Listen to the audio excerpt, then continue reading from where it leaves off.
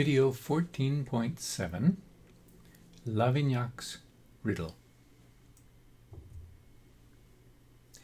You see here an entrance examination of the type used at the Paris Conservatory in the late 19th century.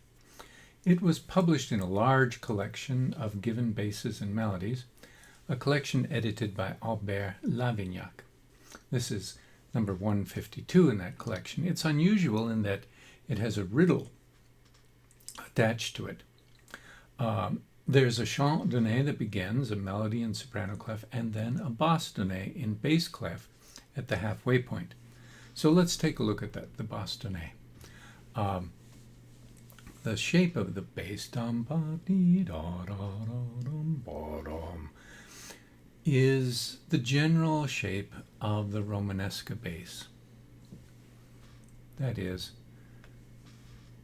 notes that drop a fourth, rise a second, fall a fourth, rise a second.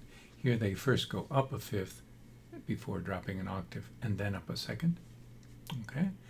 And a student familiar with the Romanesque schema knows that its contrapuntal colocate, the melody that goes with it, is a descending scale.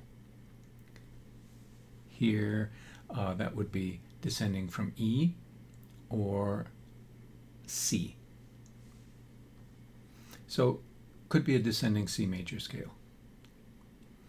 Let's look now at the beginning. It's a chant donné, a given melody. It's in soprano clef.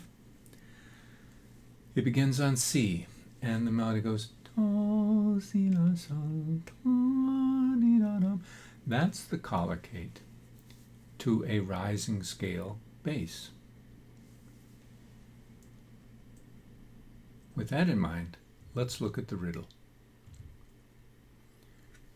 It says, the bass of the chant donné and the soprano of the basse donné should form between themselves imitation in contrary motion.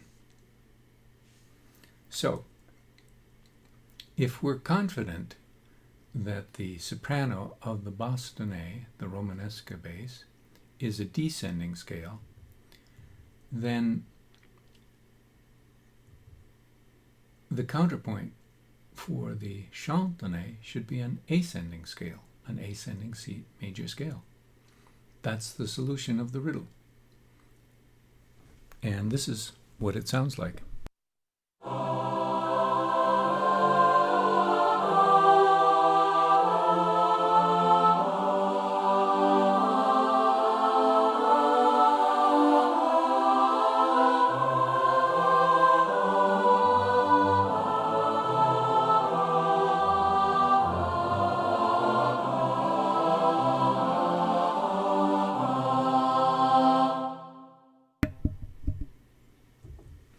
At heart, this was a test of learned associations.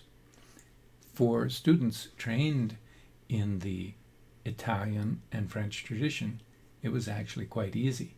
For someone outside the tradition, it was terribly, terribly hard.